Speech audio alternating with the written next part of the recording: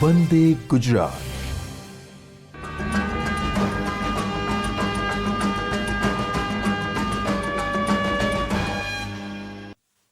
નમસ્કાર. ગુજરાત માધ્યમિક અને ઉચ્ચતર માધ્યમિક શિક્ષણ બોર્ડ ગાંધીનગર ગુજરાત સરકાર અંતર્ગત નીટ પ્રશિક્ષણના કેમેસ્ટ્રી વિષયના આ તાલીમ વર્ગમાં વિદ્યાર્થી મિત્રો, હું દિલીપ ધારે આપને આવકારું છું. વિદ્યાર્થી મિત્રો, આપણે વિદ્યુત રસાયણવાળા પ્રકરણમાં ધીમે ધીમે રિધમ પકડી છે. લાસ્ટ એપિસોડ સુધી આપણે અર્ધકોષથી બનતા કોષ, વિવિધ વાયુરૂપ એટલે કે અધાતુ હોય, હાઇડ્રોજન, ક્લોરિન, બ્રોમિન જેવા વાયુ પ્રક્રિયક હોય અને તેમના અર્ધકોષ જ્યારે આપણે રચતા હોઈએ તો હવે તમને ખ્યાલ આવ્યો કે આવા બધા વાયુઓ પ્રક્રિયક તરીકે હોય ત્યારે તેમની પ્રક્રિયા નિષ્ક્રિય ધ્રુવ પ્લેટિનમ કે બીજા ગ્રેફાઇટ જેવા અધાતુ જેવા ધ્રુવો પર એમની પ્રક્રિયા કરાવવામાં આવે છે. આ પ્લેટિનમ કે ગ્રેફાઇટ જેવા વિદ્યુત ધ્રુવો પોતે નિષ્ક્રિય હોય છે, પોતે સમગ્ર પ્રક્રિયા દરમિયાન કોઈ પણ પ્રક્રિયામાં ભાગ લેતા નથી, પરંતુ રેડોક્સ થવા માટે એટલે કે ઓક્સિડેશન કે રિડક્શન જેવી પ્રક્રિયા થવા માટે માધ્યમ પૂરું પાડે છે, પોતાની સપાટી પૂરી પાડે. એટલે વિદ્યાર્થી મિત્રો, અલગ અલગ અર્ધકોષનો ઉપયોગ કર્યો. એમાંથી કેવી રીતે કોષ બને, એ બનતા કોષ, એમાં એનોડ અને કેથોડ એની સંરચના કેવી હોય, ક્ષાર સેતુનું કાર્ય શું, આ બધું આપણે જોઈ ગયા. આજે આપણે આ જ વિદ્યુત રાસાયણિક કોષ એમાં થોડા આગળ વધીએ. હું તમારી સાથે થોડા પ્રશ્નોની ચર્ચા કરીશ. તમે જે જ્ઞાન મેળવ્યું છે એ જ્ઞાન તમારું ફરીથી તમને યાદ આવે છે કે નહીં, તમને રિકોલ થાય છે કે નહીં, તમારા પ્રશ્નો તમારી સામે જે છે તેના જવાબ તમે આપેલા સમયમાં કરી શકો કે નહીં, એ જોવાનું છે. વિદ્યાર્થી મિત્રો, યાદ રાખો, આપણો કોઈ પણ પ્રશ્ન વધારેમાં વધારે 1.25 મિનિટની અંદર પૂરો થવો જોઈએ. હું તો કહું છું 80 સેકન્ડમાં પૂરો થયો છે. 1.25 મિનિટ 80 સેકન્ડ, ખ્યાલ આવી ગયો તમને, 60 સેકન્ડની મિનિટ થાય છે. એટલે કે આપણી વાંચવાની અને વાંચતી વખતે પ્રશ્નને સમજવાની જે ક્ષમતા છે, સમજ છે, એ વધારવાની જરૂર પડશે. પ્રશ્નને શાંતિથી, ચિત્તથી વાંચીશું તો બે વસ્તુનો ખ્યાલ આવશે કે પૂછ્યું છે શું અને આપ્યું છે શું. જે પૂછ્યું છે એની પાછળ આપણે કયા સિદ્ધાંતનો ઉપયોગ કરી શકીશું, તેને કયો લાગુ પડશે અને એપ્લાય કરો. તમને તરત જ કેટલીક વખત તો જવાબ એવા તમને ખબર હોય, તમારા નોલેજમાં હોય, તમારે ટીક જ કરવાની વાત આવે. કેટલીક વખત તમારે સરખામણીવાળા વિધાનો હોય તો સરખાવવા પણ પડે. ગમે તે હોય પણ તમારી તો કસોટી થવાની જ છે. સાચા જવાબ જ તમને માર્ક્સ આપશે. તો જવાબને ટીક કરતી વખતે જવાબ ટીક જે કરો છો તે શા માટે, એ જ પેલા આગળનામાં તમે જેને ઓપ્શનમાંથી નકાર્યા છે તે શા માટે નથી જવાબ તરીકે, થોડુંક વિચાર કરીને પછી આપણે માર્કિંગ કરવું. વિદ્યાર્થી મિત્રો, ઘણી વખત વિદ્યાર્થીઓ તમે લોકો સમય બહુ ઘટી જશે, ઓછો પડશે, પૂરું પ્રશ્નપત્ર તમે કવર નહીં કરી શકો એની ચિંતા કરતા હો છો. એ બધાની તમારે સમજ મેળવવી જોઈએ કે કોઈ પણ પ્રશ્ન 1.25 મિનિટ એ આપણા માટે છે. તમને 2 વાર પ્રયત્ન કરતાં પણ જો ન ફાવે તો તે વખતે એને પોસ્ટપોન રાખો, આગળ વધો અને તમે નીટ માટે એ રીતે તૈયાર થાઓ. વિદ્યાર્થી મિત્રો, આ પ્રકરણની અંદર આપણે વિદ્યુત રાસાયણિક કોષ વિશે જોઈ ગયા. આપણે બેટરીના કોષ પણ જાણીએ છીએ. હવે હું તમને પ્રકરણમાં થોડાક મુદ્દાઓ જે આવ્યા છે, આપણે તેમને શીખ્યા છે, તે હાઇલાઇટ કરી આપું.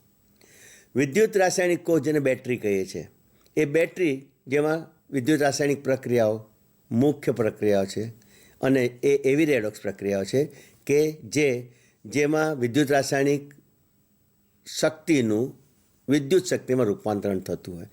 આપણો સિદ્ધાંત શું છે વિદ્યુત રાસાયણિક કોષનો? વિદ્યુત રાસાયણિક કોષ એ એવી પ્રક્રિયા છે કે જેમાં વિદ્યુત ઉર્જા ઉત્પન્ન થાય છે, પણ કોના થકી? રાસાયણિક ઉર્જાનું, જેમાં વિદ્યુતમાં રૂપાંતરણ થાય. આપણને વિદ્યુત મળે છે. વિદ્યુત આપતા કોષ એટલે વિદ્યુત રાસાયણિક કોષ.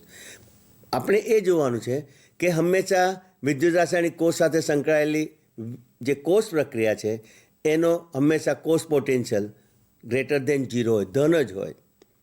એટલે કે ગ્રેટર દેન 0 હોય E0 સેલ, તો એવી રેડોક્સ પ્રક્રિયા હંમેશા આપમેળે થતી હોય. આપમેળે થતી તમામ પ્રક્રિયાઓ ઉષ્માગતિશાસ્ત્રના બીજા નિયમને અનુસરે છે. આપમેળે થતી તમામ પ્રક્રિયા સાથે સંકળાયેલો ડેલ્ટા G જેને આપણે મુક્ત ઉર્જાનો ફેરફાર કહે છે, હંમેશા લેસ ધેન 0 એટલે કે ઋણ જ હોય. આવી આપમેળે થતી પ્રક્રિયા સાથે સંકળાયેલ પ્રક્રિયાનું સંતુલન અચળાંક હંમેશા ગ્રેટર ધેન 1 હોય. આ બધી વસ્તુઓ તમે ઉષ્માગતિશાસ્ત્રના પ્રકરણની સાથે ભણીને આવ્યા છો, પણ આ બધા પ્રકરણો, આ બધી પ્રક્રિયાઓ સંકળાયેલી છે, એટલે ત્યાં ભણ્યા છો તો અહીંયા ફરીથી આવે સામે. ફરીથી આવે ત્યારે શું એના મૂલ્યો બદલાઈ ના જાય? સિદ્ધાંત કોઈ દિવસ બદલાય? ક્યારેય ના બદલાય. તો આ વસ્તુ આપણે જવાની છે. હું તમારી સાથે જે પ્રશ્ન લાવ્યો છું એનું નિરાકરણ ફાસ્ટ થવું જોઈએ અને તમને તેનો જવાબ તમને આપેલા સમય મર્યાદામાં દેખાવો જોઈએ. એ આપણે અહીંયા જોતા જઈએ અને કરતા જઈએ. ટેલિટોપ પર મેં પ્રશ્ન મૂક્યો છે વિદ્યાર્થી મિત્રો, વાંચું છું. કોપર સલ્ફેટ, સિલ્વર નાઇટ્રેટ અને ક્રોમિયમ ક્લોરાઇડના દ્રાવણોમાંથી જો 1 મોલ ઇલેક્ટ્રોન પસાર કરવામાં આવે તો કેથોડ પર કોપર થતી આ ધાતુઓ કોપર, સિલ્વર અને ક્રોમિયમના મોલ પ્રમાણ કેટલા હશે? તો આપણને આ ધાતુઓ જે રિડક્શન પામશે તેનું મોલ પ્રમાણ પૂછ્યું. વિદ્યાર્થી મિત્રો, બીજું કશું જ નથી આપ્યું. 1 મોલ ઇલેક્ટ્રોન આપણે પસાર કરીએ છીએ એટલી વિગત આપી છે અને તમને પ્રશ્નનો જવાબ પૂછ્યો છે. તો તમે હવે એક વસ્તુ સમજી લો કે તમારા પ્રક્રિયકના ધાતુ આયનો એનો ઓક્સિડેશન આંક કેટલો છે અને રિડક્શન પામે તો રિડક્શનને પામવા માટે પ્રત્યેક મોલ આયન દીઠ કેટલા મોલ ઇલેક્ટ્રોન જોઈએ. બસ આટલી સમજ જો મળી જાય તો તમને તેનો જવાબ મળી જશે. તો વિદ્યાર્થી મિત્રો, પહેલું વિદ્યુત વિભાજ્ય જે કયું છે તો કે કોપર સલ્ફેટ છે. કોપર સલ્ફેટમાં કયો ધનભારિત આયન છે? તમે જાણો છો કોપર +2 આયન છે. કોપર 2+ આયન જ્યારે રિડક્શન પામે તો એને રિડક્શન પામવામાં કોપર મેટલ ધાતુ મેળવવામાં કેટલા મોલ ઇલેક્ટ્રોનની જરૂર પડે? કેવી રીતે નક્કી કરશો? તમે જોઈ શકો છો કે કોપર સલ્ફેટમાં કોપર 2+ આયન છે અને એને Cu બનવું છે, ધાતુ પરમાણુ બનવું છે. +2 થી 0 થવું એટલે 2 મોલ ઇલેક્ટ્રોન જોઈએ. આ પ્રક્રિયા દર્શાવે છે કે 2 મોલ ઇલેક્ટ્રોન દ્રાવણમાંથી પસાર કરીએ તો જ આપણને 1 મોલ કોપર ધાતુ 1 મોલ કોપર ધનાયનના રિડક્શનથી મળે. બીજું દ્રાવણ સિલ્વર નાઇટ્રેટનું છે, જેમાં સિલ્વર ધનાયન છે અને આ સિલ્વર ધનાયન જેમાં સિલ્વરનો ઓક્સિડેશન આંક +1 છે, એનું રિડક્શન થાય. એના 1 મોલ આયનમાંથી 1 મોલ ધાતુ જો બને તો નક્કી કરો કેટલા મોલ ઇલેક્ટ્રોનની જરૂર પડે? તો કે +1 માંથી 0 થયો, 1 મોલ ઇલેક્ટ્રોનની જરૂર પડે. ત્રીજું જે દ્રાવણ હતું જેને આપણે ક્રોમિયમ ક્લોરાઇડનું દ્રાવણ કહ્યું, તો ક્રોમિયમ ધનાયન 3+ છે ક્રોમિયમ ક્લોરાઇડમાં. અને આ જો ક્રોમિયમ ધનાયન 3+ જો ક્રોમિયમમાં ફેરવાય તો જોઈ શકો +3 માંથી જ્યારે ઓક્સિજન સ્થિતિ થાય તો તેના રિડક્શન માટે કેટલા મોલ ઇલેક્ટ્રોન જોઈએ? 3 મોલ ઇલેક્ટ્રોન જોઈએ. આપણે 3 મોલ ઇલેક્ટ્રોન આપીશું ત્યારે આપણને નિપજ તરીકે 1 મોલ ક્રોમિયમ ધાતુ મળે. આ દર્શાવે છે કે પ્રક્રિયાને 1 મોલ નિપજ મેળવવા માટેના જરૂરી મોલ ઇલેક્ટ્રોનની સંખ્યા. આ ત્રણેય જુદા જુદા દ્રાવણોમાંથી 1 મોલ ઇલેક્ટ્રોન આપણે પસાર કરીએ તો કેટલા મોલ આ તત્વો મળશે? વિચારો. પદ સીધું છે કે 2 મોલથી 1 મોલ ધાતુ મળશે. 2 મોલ ઇલેક્ટ્રોન પસાર કરીએ તો 1 મોલ ધાતુ મળશે. માટે કોપર આપણને 1 મોલે કેટલા મોલ મળશે? કોપર ધાતુ 1 મોલ ઇલેક્ટ્રોન દ્વારા 1/2. સિલ્વરના 1 મોલ માટે 1 મોલ ઇલેક્ટ્રોન જોઈએ. તો એજી ધાતુ 1 મોલ ઇલેક્ટ્રોનને પસાર કરવાથી કેટલા મોલ મળશે? તો કે 1 મોલ મળશે. ક્રોમિયમનો વિચાર કરો. ક્રોમિયમ 3+ માંથી 0 થયો, 3 મોલ પસાર કરીએ તો 1 મોલ મળે છે. તો 1 મોલ ઇલેક્ટ્રોન પસાર કરીએ તો આપણને ક્રોમિયમ ધાતુ 1/3 મોલ મળે.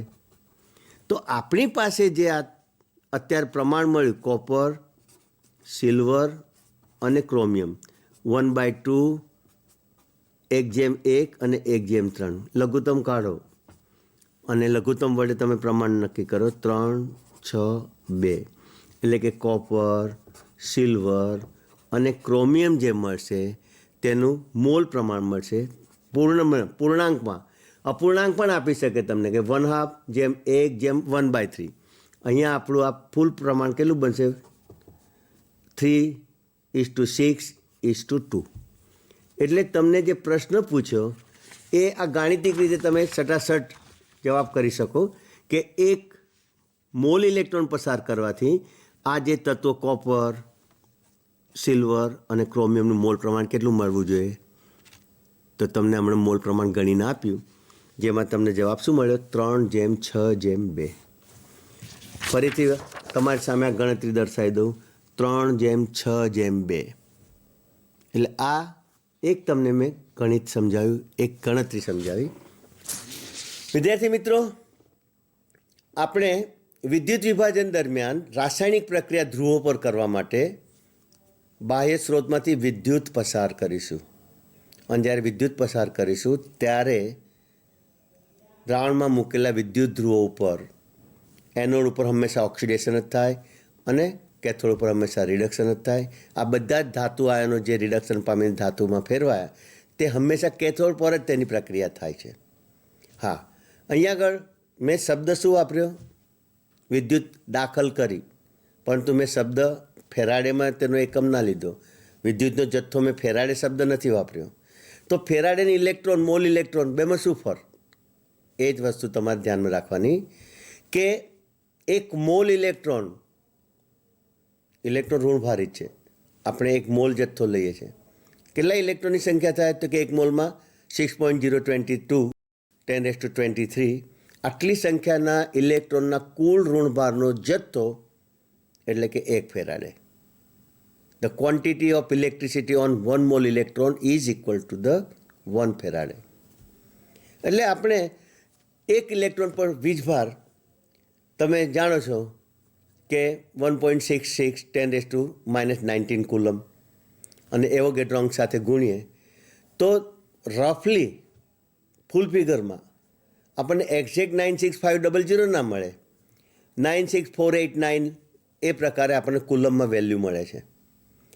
પણ ફેરાડેનો એકમ આપણે સ્વીકાર લીધો કે 96500 કુલમ બરાબર 1 ફેરાડે બરાબર 1 મોલ ઇલેક્ટ્રોન જેટલો વિદ્યુત જથ્થો. એટલે આપણે બીજા શબ્દોમાં આની જ બાબતને એ રીતે વ્યક્ત કરી શકીએ, રજૂ કરી શકીએ કે વિદ્યુત વિભાજન દરમિયાન દ્રાવણમાંથી 1 ફેરાડે પસાર કરવામાં આવે તો વિદ્યુતનો જથ્થો 1 ફેરાડે જેટલો પસાર કરવામાં આવે તો. સારું, આ તો થયો. પછી પ્રશ્ન રહ્યો ને, તો શું થાય? What can happen if we pass 1 Faraday electricity through the electrolytes? તો શું થાય? વિદ્યુત ધ્રુવો વચ્ચે આપણે પસાર કરીએ શું થાય? તો શું થાય? કેથોડવાળા વિદ્યુત ધ્રુવ પર બાહ્ય સ્ત્રોતમાંથી 1 મોલ ઇલેક્ટ્રોન દ્રાવણમાંના વિદ્યુત વિભાજનના જે ઘટકો છે એ દ્રાવણમાંના વિદ્યુત વિભાજક ઘટકો કેથોડ પર આવતા 1 મોલ ઇલેક્ટ્રોનને મેળવશે. પ્રશ્ન ફરી કે કોણ મેળવશે? જેને ઇલેક્ટ્રોનની જરૂર હોય છે તે મેળવશે. કોને જરૂર છે? તો આપણું વિદ્યુત વિભાજ્ય એક ધનભારિત આયન અને બીજું ઋણભારિત આયનનું દ્રવ્ય છે. ઋણભારિત આયન તો ઓલરેડી નેગેટિવ ચાર્જ છે. નેગેટિવ ચાર્જ બતાવે છે કે તેના બંધારણમાં, તેના જથ્થામાં વધુ ઋણ વીજભાર છે, વધુ ઋણનો જથ્થો છે. તો આવનારા ઇલેક્ટ્રોનને મેળવશે તો કોણ મેળવશે? માત્ર ધાતુ આયનો. અને ધાતુ આયનો કેથોડ પર પહોંચશે અથવા કેથોડના સંપર્કમાં ધાતુ આયનો હોય જ છે. જેવા બાહ્ય સ્ત્રોતમાંથી ઇલેક્ટ્રોનનો પ્રવાહ આવ્યો, વિદ્યુત પ્રવાહ આવ્યો, ઇલેક્ટ્રોન એટલે કે ધાતુ આયન ઇલેક્ટ્રોન મેળવી રિડક્શન પામીને ધાતુ ઉપર, કેથોડ ઉપર, વિદ્યુત ધ્રુવ ઉપર જમા થશે. ફક્ત આટલું જ કામ થશે, અડધી પ્રક્રિયા ન થઈ શકે.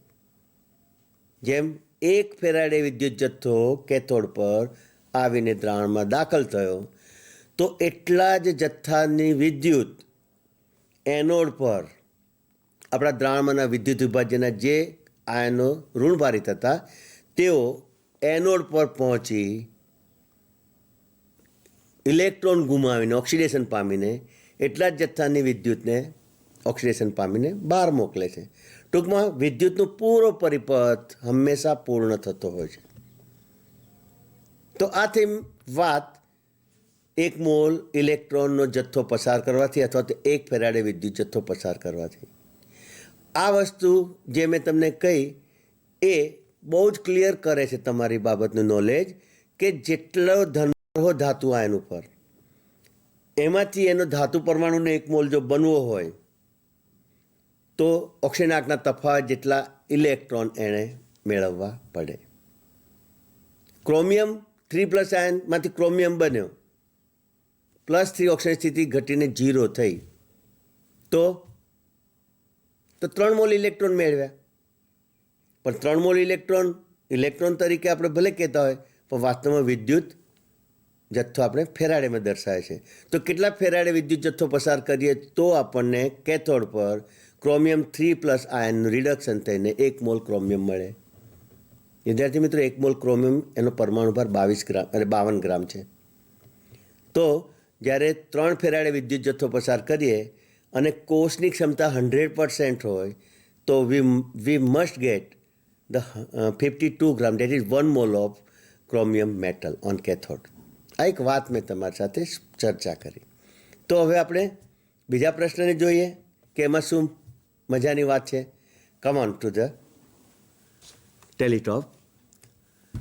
વાંચ્યું છું કે આ ઉપરોક્ત દ્રાવણની વાત ચાલે છે. તેમાં 1 મોલ ઇલેક્ટ્રોનનો પ્રવાહ પસાર કરતા કઈ ધાતુ સૌથી વધારે વજનમાં પ્રાપ્ત થશે? તો પરમાણુ ભાર દરેક ધાતુના આપ્યા છે અહીંયા આગળ. કોપર 63.5 ગ્રામ પર મોલ, એજીનો પરમાણુ ભાર જે છે પરમાણુ દળ 108 ગ્રામ પ્રતિ મોલ, ક્રોમિયમનો પરમાણુ ભાર 52 ગ્રામ પ્રતિ મોલ. તો આ 3 ધાતુઓ જે કેથોડ પર જમા થશે, જમા તો ત્રણેય થવાની છે. આપણે 1 મોલ ઇલેક્ટ્રોનનો જથ્થો એટલે કે 1 ફેરાડે ત્રણેય દ્રાવણોમાંથી પસાર કરીશું. ત્રણેય દ્રાવણોમાં કેથોડ પર પ્રક્રિયા તો થશે જ, પણ વધારેમાં વધારે વજન કઈ ધાતુનું હશે? તો આ બાબત આપણે ફરી જોઈ લઈએ કે લાસ્ટ ટાઈમ જે ગણતરી કરી 1 મોલ ઇલેક્ટ્રોન પસાર કરીને, તો કોપરનો પરમાણુ ભાર 63.5 ગ્રામ છે. પણ 1 મોલ ઇલેક્ટ્રોન પસાર કરવાથી આપણને તેના અડધા મોલનો જ જથ્થો મળશે. 1 મોલનો જથ્થો 63.5 ગ્રામ છે, તો હાફ મોલનું વજન કેટલું થશે? 31.75 ગ્રામ. સારું. સિલ્વર નાઇટ્રેટ ધરાવતા દ્રાવણમાંથી જ્યારે 1 મોલ વિદ્યુત પસાર કરીશું તો સિલ્વર 1 મોલ મળે છે. 1 મોલ એનો પરમાણુ ભાર 108 ગ્રામ છે જ. તો કેથોડ પર સિલ્વર જે મળશે તેનું વજન આપણને 108 ગ્રામ મળે છે. ક્રોમિયમની ગણતરી કરી લો. ક્રોમિયમ તમે જુઓ છો કે 1 મોલ ઇલેક્ટ્રોન પસાર કરવાથી, 1 ફેરાડે પસાર કરવાથી એનો 1/3 મોલ જ જથ્થો મળશે. કારણ કે ક્રોમિયમ 3+ માંથી ક્રોમિયમ બનવાનું છે, માટે 1/3 મોલ 1 મોલ ઇલેક્ટ્રોનનો વિદ્યુત જથ્થો દાખલ કરવાથી મળશે. તો 52 ગ્રામ એનો પરમાણુ ભાર છે, ભાગ્યા હું 3 કરીશ તો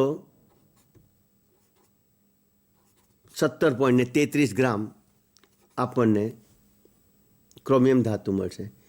જો કોપર 31.7 ગ્રામ, સિલ્વર 108 ગ્રામ, ક્રોમિયમ 17.3 ગ્રામ. તો આ જે તમારી સામે ગણતરી કરીને વજન કાઢ્યા, તો તમને એવું પૂછ્યું છે કે સૌથી વધારે વજન કેથોડ પર કઈ ધાતુનું મળશે? કઈ ધાતુ વધારે જથ્થામાં વજન તરીકે જમા થશે? તો તમારો જવાબ 108 ગ્રામ સાથે કોનું વાત આવશે? સિલ્વરનું. તો જવાબમાં બધી ધાતુના નામ આપ્યા છે અને ડીમાં પાછી એવું પણ લખ્યું છે કે બધી જ ધાતુ જે જમા થશે તેમનું વજન સરખું.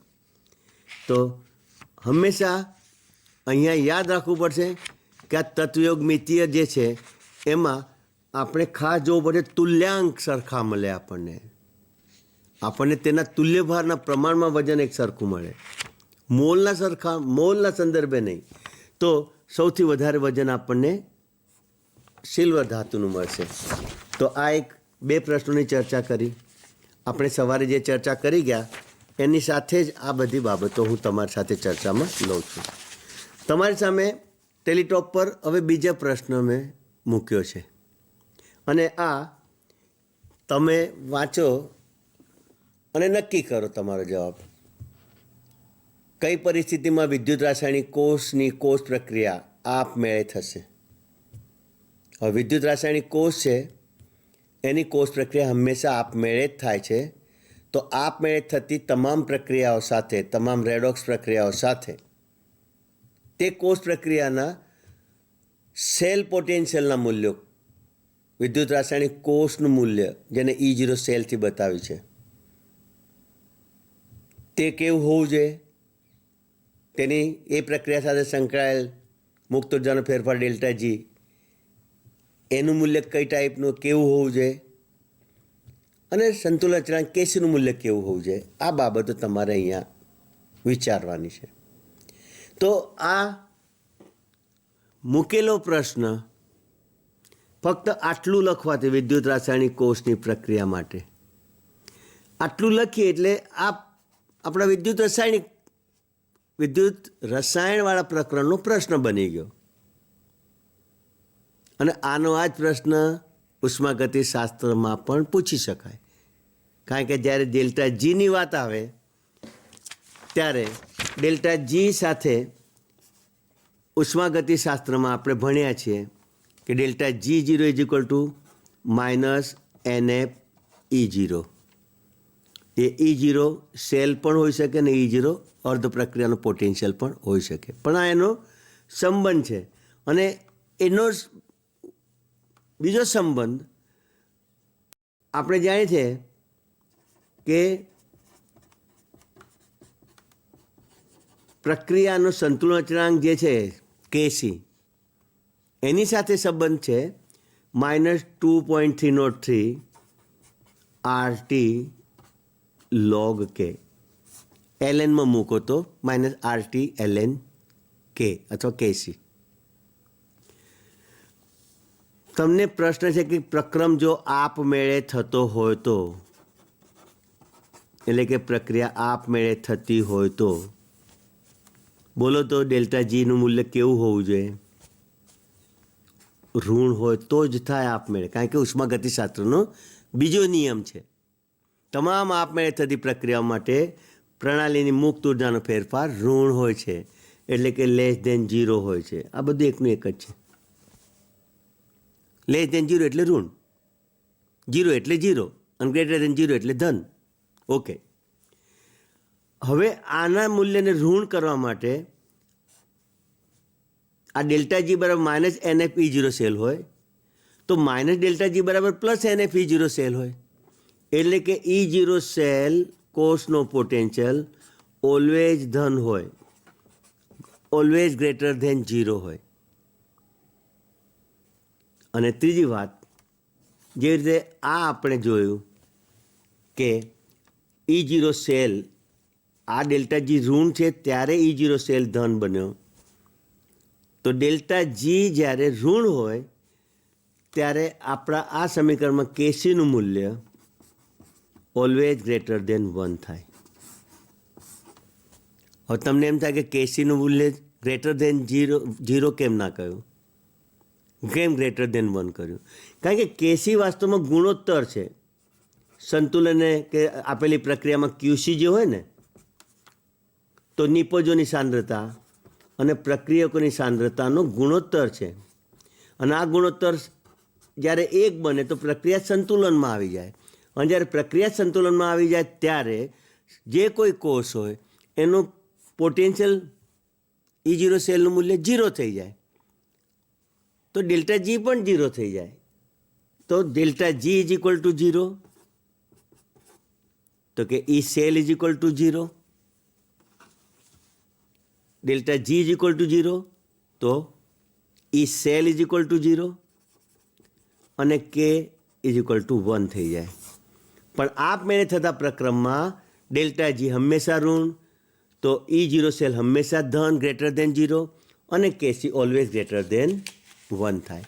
તો આ બાબત મેં તમને અત્યારે જે સમજાવીને આપણે ચર્ચા કરી વિદ્યાર્થી મિત્રો, તો મેં એ તો વાત કરી તમારી સાથે કે આ પ્રશ્ન ઉષ્માગતિશાસ્ત્ર સાથે પણ છે અને આપણા વિદ્યુત સાથે પણ છે. તો તમને 4 ઓપ્શનની અંદર તમને જવાબ કરવાની જ્યારે વાત આવે તો આ બધા મૂલ્યો, આ બધી બાબતો આપણે બહુ જ સચોટતાથી ભણ્યા છીએ. ઉષ્માગતિશાસ્ત્રનો પાઠ તમે ધોરણ 11માં ભણ્યા. ઉષ્માગતિશાસ્ત્રના પ્રથમ નિયમ, બીજો નિયમ, ત્રીજો નિયમ. વિદ્યાર્થી મિત્રો, આ રસાયણશાસ્ત્ર માટેના પાયાના એકમો છે. જેટલું સરસ ધીરજથી આ કન્સેપ્ટ તમારા ક્લિયર હશે તો તેનું એપ્લિકેશન એટલું જ ફાસ્ટ થશે અને એ તમારો સમય બચાવી આપશે. એવું કંઈ માનવાની જરૂર નહીં કે દરેક પ્રશ્ન ટાઈમ કન્ઝ્યુમ્ડ હોય, એટલે કે મિનિટ તો ખાઈ જ જાય, 1.5 મિનિટ તો ખાઈ જ જાય. ઘણા તમને આવી રીતે તમારી જવાબ ઓળખવાની સેન્સ ફાસ્ટ થઈ ગઈ હોય ને તો તમને જવાબ દેખાઈ જ જાય.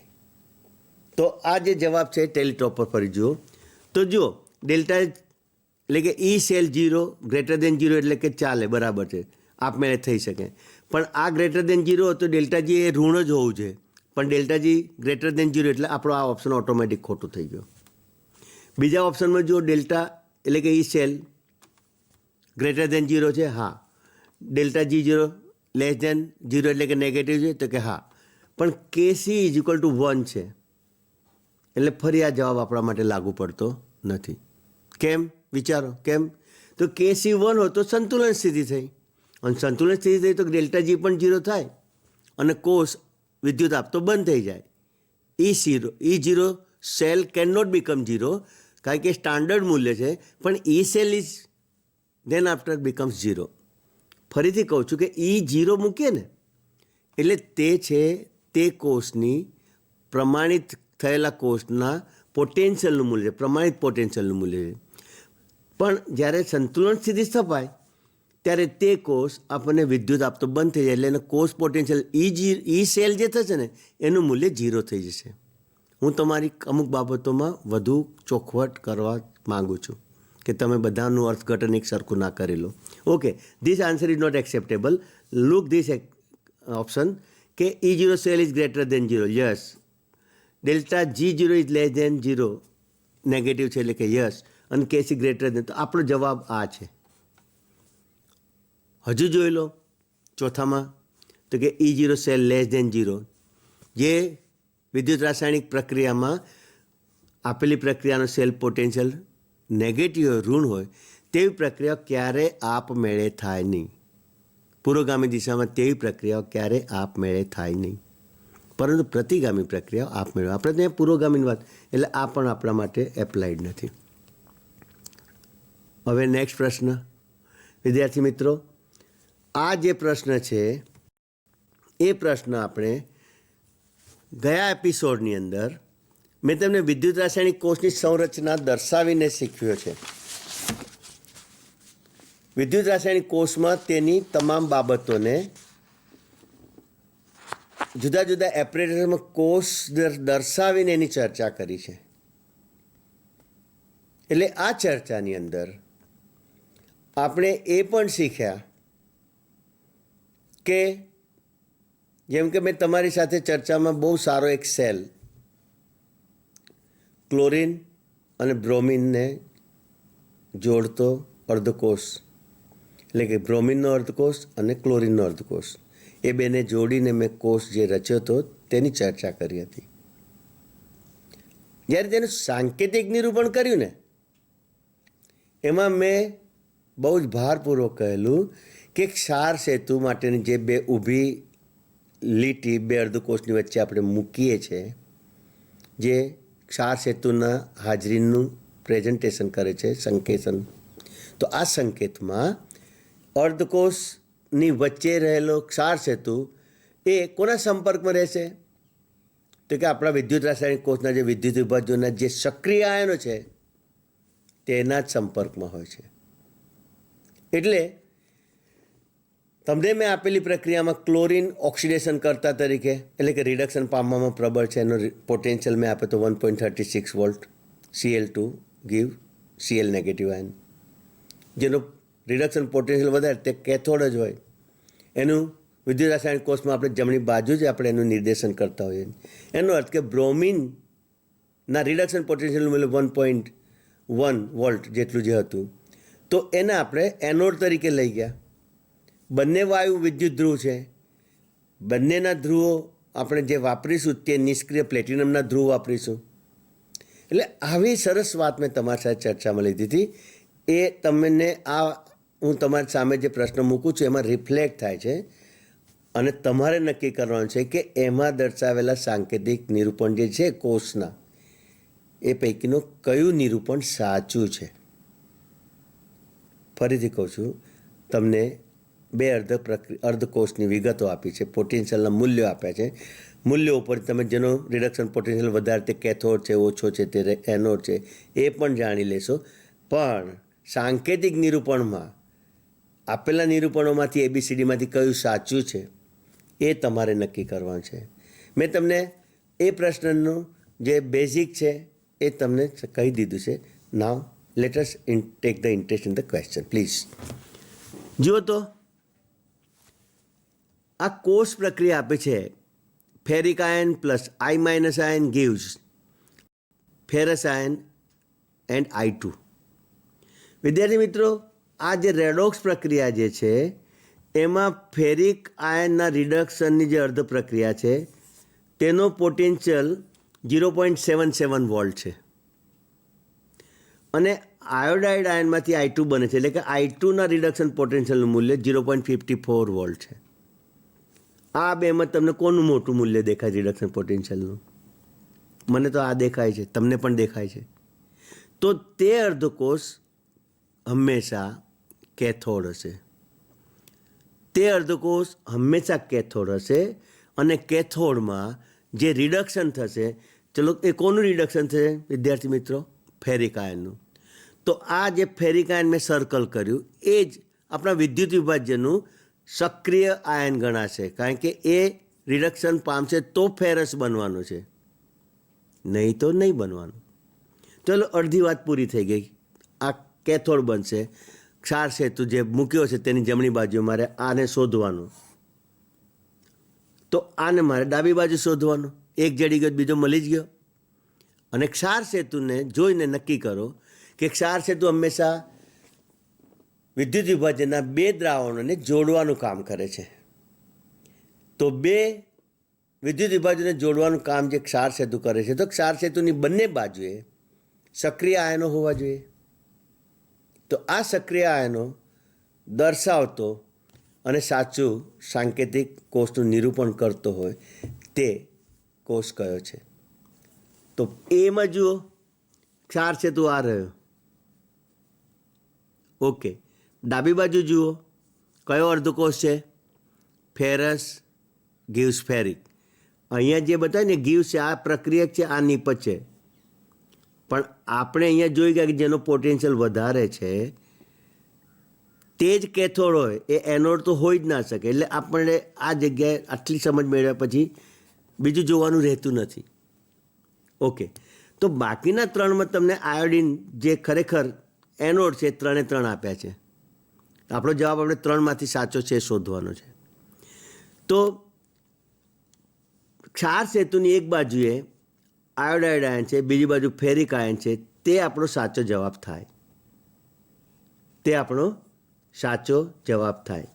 તો જુઓ જો, પ્લેટિનમ એના સંપર્કમાં I2, એના સંપર્કમાં I-, ક્ષાર સેતુ ferric ion, ferrous ion, platinum. આ નિરૂપણની અંદર આપણે એ તો જાણીએ છીએ કે ડાબી બાજુએ એનોડ થાય. એનોડની અંદર પ્રક્રિયામાં ઓક્સિડેશન થાય. પ્રક્રિયામાં જ્યારે ઓક્સિડેશન થાય તો જે તે ઘટક છે તેનો ઓક્સિડેશનાંક વધે, ઘટે નહીં. પણ વિદ્યાર્થી મિત્રો, જ્યારે આવા વિશિષ્ટ પ્રકારના કોષનું આપણે નિરૂપણ કરીએ છીએ ત્યારે ક્ષાર સેતુની બંને બાજુએ દ્રાવણમાંના સક્રિય આયનો મૂકવાના હોય છે. એટલે આ ભલે અત્યારે જોવાથી તમે કમ્પેર કરશો, શું તમને દેખાય છે કે I2માંથી I બનતું એવું દેખાય, પણ વાસ્તવમાં એવું નથી. આ ક્ષાર સેતુ I ધરાવતા I- આયન ધરાવતા દ્રાવણના સંપર્કમાં અને ફેરિક આયન જે પ્રક્રિયા છે તેના સંપર્કમાં છે. એટલે આપણે આ રીતે એનું પ્રેઝન્ટેશન જે કર્યું તે સાચો જવાબ છે. તો બાકીનાને પણ વિચારીએ કે બાકીનામાં શું? તો તમે C ને જોશો ને, C ને, તો તરત જ તમે ભૂલ કરવાની ચોક્કસ ભૂલ કરી જ લેશો, કારણ કે તમને ખબર કે ડાબી બાજુએ એનોડ છે, એનોડ પર ઓક્સિડેશન થાય, આઈ માઇનસમાંથી I2 એટલે કે -1માંથી 0 બનવું એને કહેવાય ઓક્સિડેશન. ત્યાં તમારો પેલો કન્સેપ્ટ અહીં લાગુ ના પાડશો પ્લીઝ. વિદ્યાર્થી મિત્રો, તમને ફરી કહું છું કે આ તમને દેખાય છે આપેલી પ્રક્રિયા જે છે એના જવાબ રૂપે, જો I માઇનસમાંથી I2 બન્યું, -1માંથી 0 બનવું એટલે ઓક્સિડેશન આને કહેવાય. I માઇનસમાંથી I2 બને તો જ એને ઓક્સિડેશન કહેવાય. No doubt the reaction will be occurring that one only. પ્રક્રિયા તો આ જ થવાની છે, પરંતુ સાંકેતિક નિરૂપણમાં વિદ્યાર્થી મિત્રો આપણે શું જોવાનું છે કે આ ક્ષાર સેતુ બંને બાજુએ બંને અર્ધકોષના જે દ્રાવણમાં જે સક્રિય આયનો છે એને જોડતો હોય છે. માટે આપણો જવાબ સાચો આ છે. આ દેખાતો જે આપણને દેખીતો દેખાય છે તે ખોટું થયું વિધાન, અને અહીંયા જોશો તો એની જ ભૂલ છે, આ જ રિપીટેડ છે. So this one is not also applicable. તો વિદ્યાર્થી મિત્રો, આ થયો બીજો એક સુંદર પ્રશ્ન તમારી સાથે ચર્ચામાં. હવે આ રીતે આપણે જે પ્રશ્નો લઈએ છીએ તો એ પ્રશ્નોની અંદર તમે અવનવી કેટલી બધી વાતો તમને શીખવા મળે છે. વિદ્યાર્થી મિત્રો, આપણે આ પાઠની અંદર જે કંઈ ચર્ચા કરીએ છીએ, આપણે જે કંઈ શીખીએ છીએ એને તમે નોટ કરતા જ રહેશો. હું તમને વારંવાર યાદ કરાવીશ, કારણ કે આ જે આપણું કોમ્યુનિકેશન થાય છે એ એક વિશિષ્ટ છે. ગુજરાત સરકાર દ્વારા સ્પેશિયલ આયોજિત કરેલ આ એપિસોડ છે. અમારો હેતુ એ છે કે તમને બુકમાં જે માહિતી આપેલી છે એનાથી સહેજ એક ગ્રેડેશનમાં અપ લઈ જવા છે. તમને નીટની પરીક્ષા માટે અમારે તૈયાર કરવા, અને નીટમાં પૂછાતા પ્રશ્નો અઘરા હોય છે એવું માનવાનું કોઈ કારણ નહીં, પણ બધા જ કન્સેપ્શનલ હોય છે. આ જે લાસ્ટ જે આપણે ક્વેશ્ચનના આન્સર કર્યા ને એમાં તમે શીખી લીધું કે કેવું સામે સાચો જવાબ છે છતાં ભૂલ કરવાની સંભાવના થાય છે. એટલે આ વસ્તુ તમારે શીખવાની છે, ને આવી વસ્તુઓ જ્યારે તમને શીખવા મળે તો તરત જ નોંધ રાખો અને વારંવાર તેની ઉપર નજર પડે એનો પ્રયત્ન રાખજો. નહીં તો શું થાય કે હમણાં શીખ્યા, સમજ પણ પડી ગઈ, પણ તમારી આ ઉંમર એવી છે કે હમણાં યાદ કર્યું, શીખ્યા, પછી રમતમાં જશો, રમવા જશો, ભૂલાઈ જશે. પણ પેલું લખેલું હશે અને તમે એને એવી રીતે સરસ મૂકશો કે જ્યારે બી તમે આવશો પહેલી નજર એની ઉપર પડે તો એ વસ્તુ કાયમ માટે આપણને પિક્ચરાઇઝ થાય, માઇન્ડમાં કોન્સન્ટ્રેટેડ થાય, આપણો સાચો જવાબ મળી જાય. મહાવરાથી તમે વધુ સચોટ બનશો. એટલે રિપીટ અથવા તો રિવિઝન ઇઝ ઇમ્પોર્ટન્ટ. હજી એક બે પ્રશ્નો તમારી સાથે ચર્ચીશું વિદ્યાર્થી મિત્રો, અને પછી આપણા પ્રકરણમાં આગળ જઈશું. તમને મારે થોડુંક ખવડાવવાનું અને જમાડ્યા છે એ તમે સાચે સાચું તમને પચ્યું છે કે નહીં, મારે તમારે ત્યાં ટેસ્ટ કરવો છે. આ તમને હું પીરસી રહ્યો છું અને સારામાં સારી વાનગી પીરસીશ. તમને મારી સાથે આ એપિસોડમાં બેસવામાં તમે પોતે કબૂલ કરશો કે કંઈક સારી વસ્તુ તમે જાણી છે. બાકી તો આપણા પાઠ્યપુસ્તકમાં બધું જ આપેલું છે, અને આપેલું છે એમાંથી પણ આપણે વિશિષ્ટ કંઈક અલગ શું આપણને ઉપયોગી છે તે શીખી રહ્યા છીએ. Let S see the new question please. પ્રશ્ન વાંચું છું કે નીચેનામાંની કઈ પ્રક્રિયા એનોડ પર થશે? હું માનું છું કે આ તો તમને જવાબ દેખાય જ છે. બધા જ પ્રશ્નો અઘરા જ મૂકવા એવા થોડી છે કે અઘરો કોને કહેવો, સહેલો કોને કહેવો. આપેલી પ્રક્રિયામાં શોધી કાઢો એનોડ પરની પ્રક્રિયા કઈ થશે. તો સંકેત તમને મળી ગયો કે એનોડની વાત પૂછી છે. તો એનોડ, જ્યારે પ્રક્રિયામાં એનોડ જેને કહીશું તો ત્યાં હંમેશા ઓક્સિડેશનની પ્રક્રિયા થાય. હવે ABCDમાં મૂકેલી પ્રક્રિયાઓ ઓપ્શનમાં જે છે પૂછો કે કઈ પ્રક્રિયામાં ઓક્સિડેશન દર્શાવે છે. એમાં જુઓ તો ફેરસ 2+ આયનનું રૂપાંતરણ ફેરિકમાં થયું. તો આ જે એ ઓપ્શન જે લખ્યું એમાં ફેરસમાંથી ફેરિક બનવું એ ઓક્સિડેશન કહેવાય. એટલે અહીંયા આગળ આ જે પ્રક્રિયા છે એને હું ઓક્સિડેશન કહીશ અને એનોડ ઉપર એ પ્રક્રિયા થઈ શકે. સારું. કોપર જે છે તો જુઓ તો પરમાણુ કોપરનું કોપર આયનમાં રૂપાંતરણ થયું, 0માંથી 2+ થયું. તમે કહે છો કે ઓક્સિડાઇઝમાં વધારો થયો, તો કે એ પણ ઓક્સિડેશન છે. ત્રીજી પ્રક્રિયા જુઓ, ધનાયન સિલ્વરમાંથી સિલ્વર બને છે, ઇલેક્ટ્રોન મેળવે છે, પણ આ પ્રક્રિયા ઓક્સિડેશન નથી. અને છેલ્લી પ્રક્રિયા પણ ઓક્સિડેશન છે. અને પ્રશ્ન શું પૂછ્યો છે મેં? નીચેનામાંની કઈ પ્રક્રિયા એનોડ પર થશે? હું પ્રશ્ન આ રહેવા દઈને મેં તમને આ પ્રશ્નો આપ્યા વિચારવા માટે. વિદ્યાર્થી મિત્રો, પ્રશ્નની ક્ષતિ શોધી કાઢો. ચાલો તો. એનોડ પર થતી બધી જ પ્રક્રિયાઓ ઓક્સિડેશન હોય તો શું એક જ પ્રશ્નની અંદર 3 ઓપ્શનને આપણે સાચા જવાબ તરીકે થોડી મૂક્યા હોય? એક ઓપ્શન આપણે અલગ મૂક્યું હોય જે સાચા જવાબથી વિપરીત હોય અથવા તો ખોટા જવાબથી સાચો બનતો હોય. તો આ પ્રશ્નની અંદર વિદ્યાર્થી મિત્રો એનોડ પર કઈ પ્રક્રિયા થશે? તો એ પણ થશે, બી પણ થશે, ડી પણ થશે. કઈ નહીં થાય તો કે સી વાળી નહીં થાય. તો આપણા પ્રશ્નમાં મારે કરેક્શનની જરૂર છે. I want the correction in the question two get the correct only one answer. So what can be the correction in the question? શું સુધારો કરું તો આ પ્રશ્ન આપણને જવાબ સી આપશે? તો થશે નહીં કરવાથી તમને જવાબ પૂછ્યો હોય તો જવાબ સી આપણને એક જ જવાબ મળશે. બાકી એનોડ પર થશે તો એ પણ થાય, બી પણ થાય, સી પણ થાય. મારે સીની અંદર ઓપ્શન તો બદલવું જ પડત.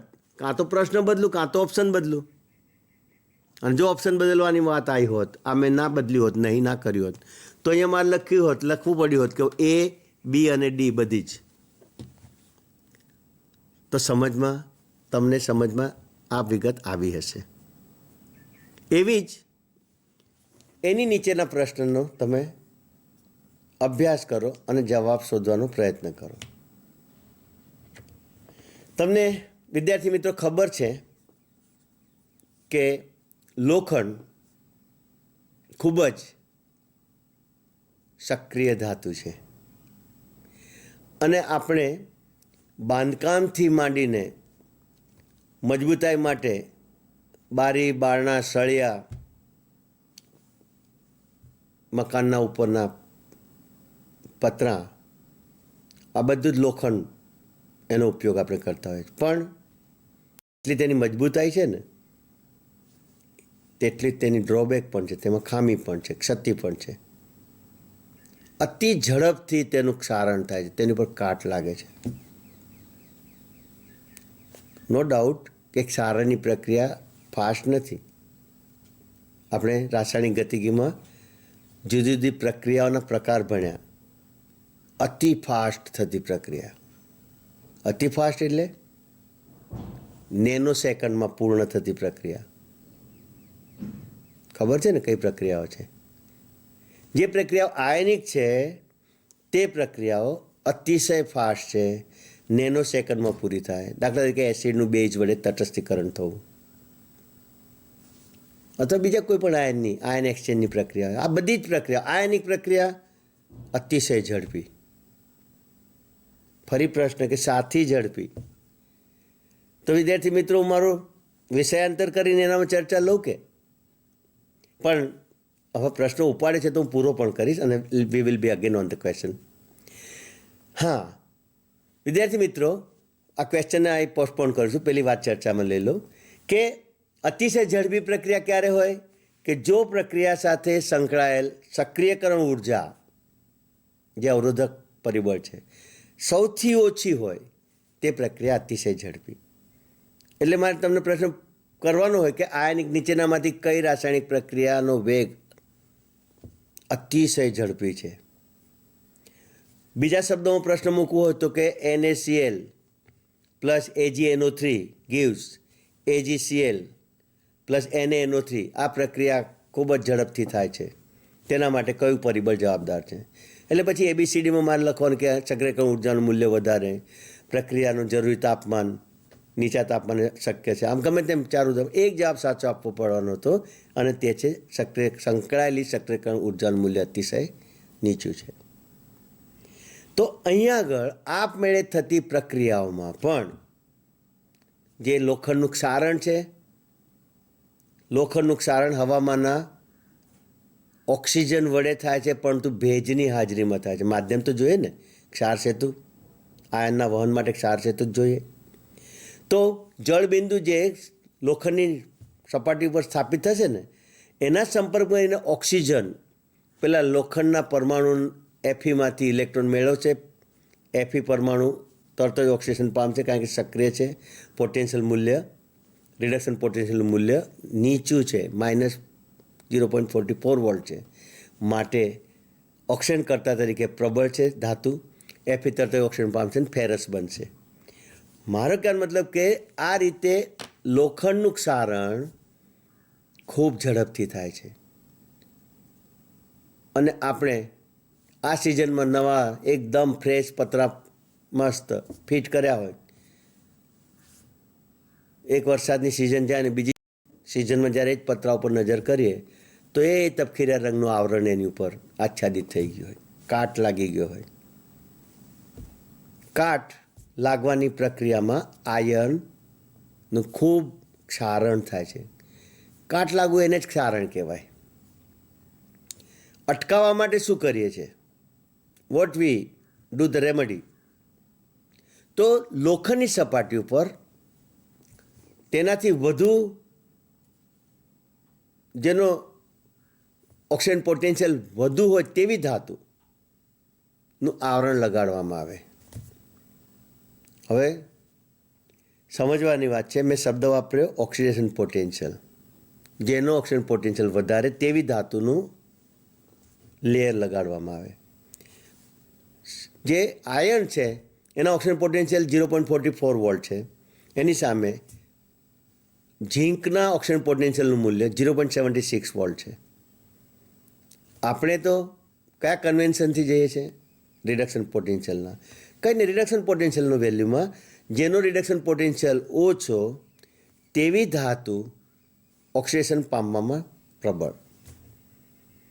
તો એ રીતે પણ જોઈશું તો ઝીંકનું ઓક્સિડેશન, તેનું ઓક્સિજન પોટેન્શિયલનું મૂલ્ય આયન કરતાં વધારે હોવાથી જ્યારે ઇલેક્ટ્રોન આપવાની વાત આવશે, બંને ધાતુઓ છે, ઝીંક છે, આયન છે, બંનેમાં કેપેસિટી ઇલેક્ટ્રોન આપવાની. દે both are capable to give up the electron. પણ બંને સાથે હોય તો ઇલેક્ટ્રોન આપવાની પહેલ કોણ કરશે? યાદ રાખો મિત્રો, જેનું ઓક્સિજન પોટેન્શિયલ વધારે હોય તે જ ધાતુના પરમાણુઓ ઓક્સિડેશન પામશે. તેના સંપર્કમાં આયન સાથે રહેવા છતાં ઝીંકના તમામ પરમાણુઓ સંપૂર્ણ જ્યાં સુધી ઓક્સિડેશન ન પામી જાય ત્યાં સુધી એના સંપર્કમાં રહેલા આયનમાંથી એક પણ પરમાણુ આયનનું ઓક્સિડેશન ઝીંક થવા દેશે નહીં. આ ઇલેક્ટ્રોકેમિસ્ટ્રીની એક ખૂબી છે. This is the characteristic of the electrochemistry. તો આપણે ઝીંકનું આવરણ ચઢાવીએ છીએ કારણ કે ઓક્સિજન પોટેન્શિયલનું મૂલ્ય ઝીંકનું E0Zn gives Zn2 plus E0.76 has higher value than the oxidation potential of iron E0Fe gives Fe2 plus. આ વસ્તુ હું તમને મેં કહી. આ સ્થિતિની અંદર મેં પ્રશ્ન મૂક્યો છે. તમે ધાતુ ક્ષારણ શીખી લીધું કારણ કે આ પાઠ્યક્રમમાં આવતી વિગત હતી. અત્યારે નહીં તો પછી બી તો મારે એને હાઇલાઇટ તમારી સાથે કરવાની હતી કારણ કે હું તમારી સાથે ઇલેક્ટ્રોકેમિસ્ટ્રીનું પ્રકરણ લઈને આવ્યો છું અને અહીંયા આગળ વિદ્યુત રાસાયણિક કોષના સંદર્ભે આ પ્રશ્ન મૂકેલો છે. અને પ્રશ્ન એ છે કે લોખંડની સપાટી ઉપર શાથી ઝીંક ધાતુનું આવરણ ચડાવવામાં આવે છે? ક્ષારણ અટકાવવાના હેતુથી ચડાવવામાં આવે છે. તો ઝીંકની મદદથી એફીનું ક્ષારણ કેવી રીતે અટકે છે? કયું ફેક્ટર એના માટે જવાબદાર છે? આપણા ઓપ્શનમાં એ પ્રશ્નનો જવાબ એ ઓપ્શન રૂપે હશે. તો લેટેસ્ટ સી ઓન ધ ટેલિટોન. વિદ્યાર્થી મિત્રો જુઓ તો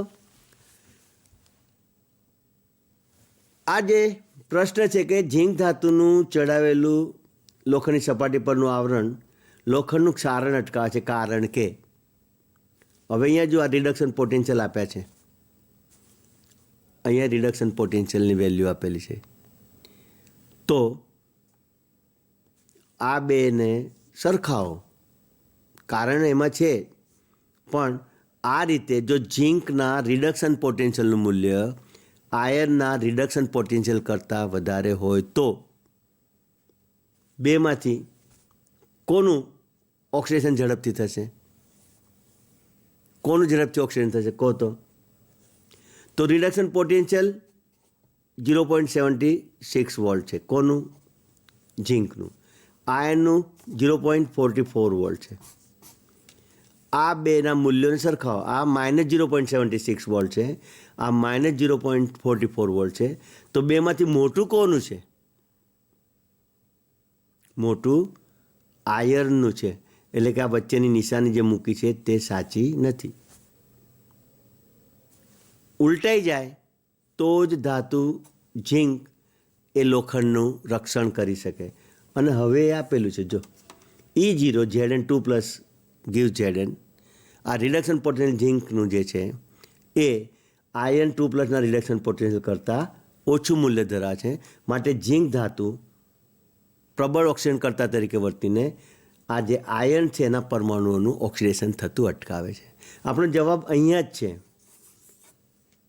અને બાકીના ઓપ્શન તમે જોઈ શકો છો કે સીમાં આપ્યું છે કે ઝીંક ધાતુની કિંમત એ કિંમતની દ્રષ્ટિએ સસ્તી છે એટલે એનું આવરણ ચડાવી દેવું. ના, એવું ના હોય. ડીમાં તમે જુઓ કે ઝીંક ધાતુ ઝડપથી પીગલિત થતી નથી, એ પણ એના માટેનો જવાબ યોગ્ય નથી. આપણે તો આ વિદ્યુત રાસાયણિક પ્રક્રિયાના આધારે જવાબ જોઈએ છે, માટે જવાબ ઓપ્શન આપણો બી થાય છે. વિદ્યાર્થી મિત્રો, આ પ્રશ્નમાં તમે જોશો ને તો એક સરસ મજાની વાત આપી છે કે એમ જે છે ધાતુ આયન એમ જલીય, જેનો ઓક્સિજન પ્લસ એન છે, એ એન ઇલેક્ટ્રોન મેળવીને ધાતુમાં ફેરવાય છે. એટલે કે રિડક્શન પામતા ધાતુ આયનની પ્રક્રિયા આપેલી છે. આવી જુદી જુદી ધાતુઓ M1, M2 અને M3ના રિડક્શન પોટેન્શિયલના મૂલ્યો -0.34, વચ્ચેની ધાતુ M2 જે છે એના રિડક્શન પોટેન્શિયલનું મૂલ્ય -3.05 વોલ્ટ અને ત્રીજી ધાતુ M3 છે એના રિડક્શન પોટેન્શિયલનું મૂલ્ય -1.66 વોલ્ટ છે. તો આ ત્રણેય M1, M2 ને M3 જે ધાતુઓ છે તે ધાતુઓના રિડક્શન કર્તા તરીકેની પ્રબળતાનો સાચો ક્રમ કયો? તો વિદ્યાર્થી મિત્રો, વાત એ છે કે જે ધાતુના આયનના રિડક્શન પોટેન્શિયલ સૌથી વધારે હોય ને તે રિડક્શન પામવામાં સૌથી પ્રબળ. જે ધાતુ આયનના રિડક્શન પોટેન્શિયલનું મૂલ્ય સૌથી વધારે હોય ને તે રિડક્શન પામવામાં પ્રબળ, પણ તેની ધાતુ રિડક્શન કર્તા તરીકે નિર્બળ. તો અહીંયા આગળ રિડક્શન કર્તા તરીકે સૌથી પ્રબળ કેવું હોય તો આપણે શોધી કાઢવું પડે કે રિડક્શન પોટેન્શિયલનું સૌથી ઓછું મૂલ્ય કોનું છે, કયા ધાતુ આયનનું છે. અને એ જોઈશું તો ક્રમ મળી જશે. હું ફરી કહું છું કે રિડક્શન કર્તા તરીકે આપણે સરખામણી કરવી હોય તો રિડક્શન પોટેન્શિયલનું મૂલ્ય જે કોઈ ધાતુ આયન સાથે સંકળાયેલી ધાતુ માટે રિડક્શન પોટેન્શિયલનું મૂલ્ય જેમ ઓછું તેમ તે ધાતુ રિડક્શન કર્તા તરીકે પ્રબળ. આપણા આ મૂલ્યમાં વિદ્યાર્થી મિત્રો જુઓ, સૌથી ઓછું મૂલ્ય કોનું છે? જુઓ તો -3.05 સૌથી ઓછું કહેવાય. કોના કરતાં ઓછું છે? તો કે -1.66 કરતાં ઓછું છે. અને -1.66 છે આના કરતાં ઓછું છે. જેનું સૌથી ઓછું કયું છે? તો કે સૌથી ઓછું આ છે. જેનું રિડક્શન પોટેન્શિયલ સૌથી ઓછું હોય તે પ્રબળ રિડક્શન કરતા, એટલે કે M2 સૌથી વધારે પ્રબળ રિડક્શન કરતા. એ કોના કરતાં ક્રમમાં? તો કે M3 કરતાં, અને M3 M1 કરતાં. તો આપણો જવાબ M2, M3 અને M1, એટલે કે M3 greater than M2 greater than M3 and M3 greater than M1 એ શોધી કાઢવાનું. તો આ જગ્યાએ તમે જોશો તો we have the answer D, where you can see the result કે M2 ગ્રેટર દેન M3 અને M3 ગ્રેટર દેન M1 આપણને મળે છે. વિદ્યાર્થી મિત્રો, આ રીતે આજે આપણે જે ચર્ચા કરી હતી એના અનુસંધાને તમારી સામે પ્રશ્નો હું લઈને આવ્યો છું. તમે દરેક પ્રશ્નમાં અલગ અલગ વેરાયટીઝનો અનુભવ કર્યો હશે. તમે આ જે કંઈ શીખ્યા છો ને એને સમજીને પોતાની રીતે અનેક પ્રશ્નો બનાવી શકો છો, ઓપ્શન જાતે નક્કી કરી શકો છો. હું તો કહું છું કે તમારે એક વિદ્યાર્થીઓનું ગ્રુપ બનાવી દરરોજ આ જે ચર્ચા થાય એના કન્સેપ્ટ, એના મૂલ્યો લખીને પછી એના આધારે તમે પોતાના વિચારોથી પ્રશ્નને ઉપસ્થિત કરો, બનાવો, ઓપ્શન બનાવો, અને અંદર તમે વિદ્યાર્થી સાથે ચર્ચામાં લો તો તમે પોતે જ પોતાના માસ્ટર થઈ શકો એમ છો. અમે તમારા ગાઈડ છીએ ખાલી, પણ પછીનું કામ તો તમારે જાતે જ કરવાનું છે. આટલું જે છે એ પર્યાપ્ત નથી, થોડું વધારે પણ તમારે મહાવરા માટે અભ્યાસ કરવા પડતો હોય છે. તો એ પણ કરતા રહો અને અમારી સાથે પણ જોડાયેલા રહો. તો આજે આપણે આ જે પ્રશ્નો લીધા, હવે પછીના એપિસોડમાં અલગ વસ્તુઓ તમારી સાથે વિદ્યુત રાસાયણિક કોષ, એના પ્રકાર, પ્રાઇમરી, સેકન્ડરી, કેમ પ્રાઇમરી છે, કેમ સેકન્ડરી છે, એ બધી જ વિગતોની ચર્ચા આપણે જે બુકમાં આપે છે એની મેટરને ઝડપથી લઈને પણ એમાંથી નીકળતા પ્રશ્નો હું તમારી સમક્ષ મૂકીને આપણે આગળ વધીશું. તો આજે આટલું આપણે મારી સાથે જોડાઈને કામ કર્યું. I am very much thankful to you and see you again in the next episode. જય શ્રી કૃષ્ણ, જય વંદે ગુજરાત, જય બાયસેક.